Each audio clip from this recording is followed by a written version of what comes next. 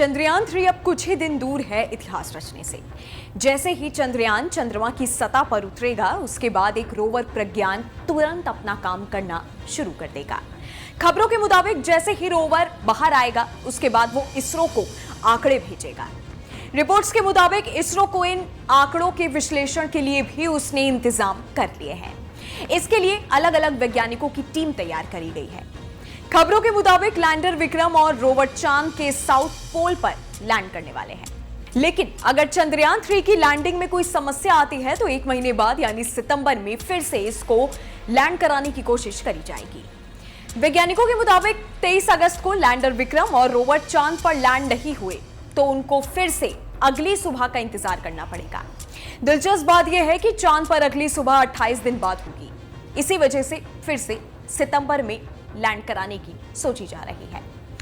Media reports और इसरो की कोशिश है कि चंद्रयान 3 के आंकड़ों पर आधारित कोई भी महत्वपूर्ण जानकारी की घोषणा या कोई भी शोध पत्र का प्रकाशन सबसे पहले एजेंसी के द्वारा ही किया जाए। दरअसल 2008 में चंद्रयान के भेजे आंकड़ों की मदद से नासा ने पहले ही घोषणा कर दी थी। इसलिए इसरो इस बार अपनी तैयारी में कोई भी कमी नहीं छोड़ना चाहता। अब जहां सबको लैंडिंग का इंतजार है, वहीं सबके मन में एक सवाल है कि चंद्रयान जब चंद्रमा की सतह पर लैंड करेगा तो सबसे पहले क्या करेगा। तो आइए सबसे पहले ये बात जान लेते हैं। दरअसल लैंडिंग के बाद प्रज्ञान रोवर चंद्रमा की सतह पर 14 दिन तक घूम घूम कर आंकड़े इकट्ठा करेगा।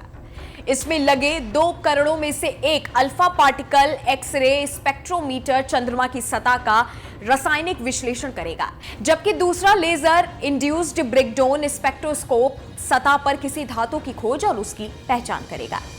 अब बात अगर चंद्रयान के भेजे हुए आंकड़ों की जाए तो ये आंकड़े बहुत जरूरी हैं, क्योंकि चांद के जिस दक्षिणी ध्रुवीय क्षेत्र में प्रज्ञान रोवर उतरेगा, वहां अभी तक कोई देश नहीं पहुंच पाया है, या यूं कहें कि ये चांद का डार्क साइड है। चंद्रयान 1 ने भी दक्षिणी क्षेत्र से ही आंकड़े जुटाए थे। इस क्षेत्र में गहरी खाइयां और ऐसे स्थान हैं जहां सूर्य की रोशनी कभी नहीं पहुंच पाती, इसलिए नई जानकारी सामने आने की संभावनाएं ज्यादा है। मीडिया रिपोर्ट्स के मुताबिक इस बार लैंडर विक्रम के पास हर खतरे को भांपने और आने वाले खतरे से बच निकलने की टेक्नोलॉजी है। इसे hazard detection and advanced system कहते हैं। इसके अलावा lander navigation and guidance control और थ्रस्टर सिस्टम से भी इसे लैस किया गया है।